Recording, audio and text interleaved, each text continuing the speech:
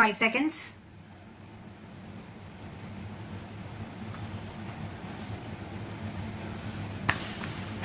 Mr. Vice Chairman, sir, by moving this bill for consideration, my honorable friend has raised a very important question affecting public life.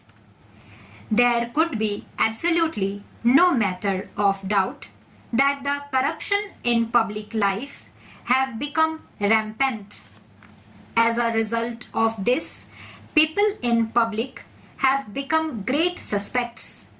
In a seminar which I was attending on Code of Conduct for public men, somebody observed that once a man becomes a minister, occupies a seat of power, for generations, his economic problems are solved.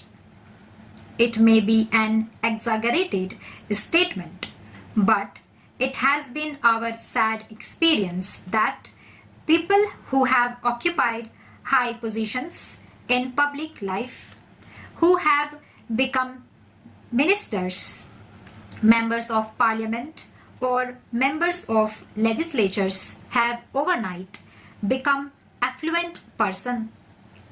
This may not be true of all members of parliament. This may not be true of all members of legislatures. This may not be true of all ministers, but quite a large number of them have overnight become so affluent that it becomes really difficult for any man to understand how the men become so affluent. The whole thing becomes a mystery to the common man, and the character and integrity of the person concerned becomes highly suspect. I know, sir, that it would be too much to expect the same standard of public behavior as we had during the days of Ramayana. Those who were in charge of administration, those who were occupying the highest office, put themselves to the highest form of test, the highest form of ordeal. Can there be any doubt that public life is so much corrupted today that we have all become suspect? In fact, the people have also become jealous of the members of parliament. They say somehow one has got to become a member of parliament or a member of legislature, or somehow come closer to the corridors of power. Why do they say this? Because they see the sudden change in the outlook, the behavior, the kind of living of a particular individual. But, sir, the solution in this problem of corruption in public life may not be like instant coffee. The solution may be very difficult. In fact, this was pointed out by the Santanam Committee itself. In its report, it made certain recommendations that a certain code of conduct should be there, and that shall be a solution to end corruption in public life.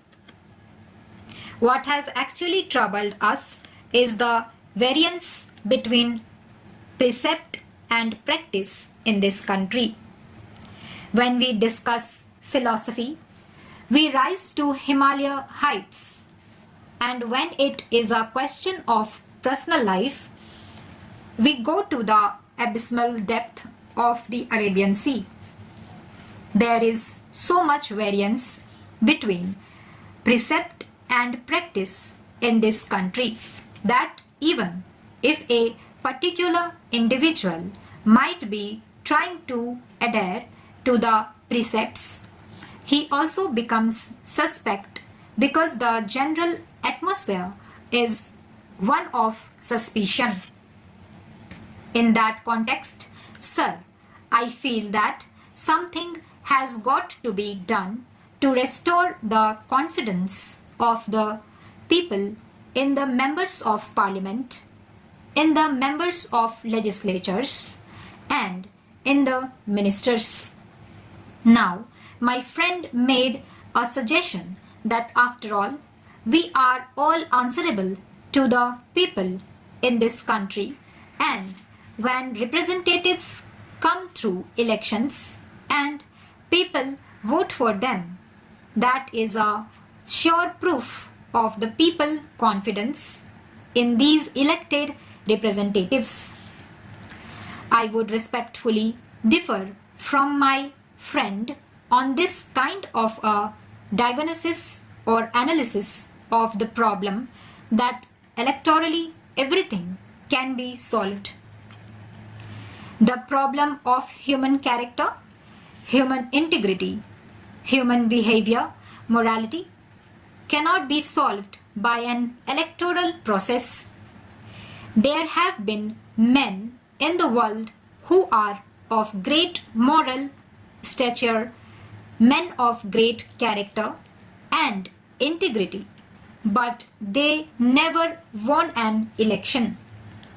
Are we not aware of Sri Rajagopalachari, who was a man of great character and integrity? Nothing can be said against him. He was a man of high moral stature, but he never won an election. He was also defeated in an election. Let us not try to beguile ourselves by saying that by our being electorally established, our character is established, our integrity is established, our moral standard is established. After all, the kind of electoral system that we have in this country itself corrupts the entire political system, the entire politics in this country. How many of us can claim that we limit ourselves to the amount prescribed in the Representation of the People Act when we contest an election? Which member of parliament does not spend above that amount? How many of us file a true return in compliance with the provisions of the Representation of the People Act? Most of the candidates file false returns, and this has been taken as an accepted way of life. Therefore, we should not expect that once it is electorally established that somebody has been elected, he must automatically be deemed to be a man of character, a man of integrity, and so on and so forth. Such a proposition, at least I personally cannot accept it. Stop.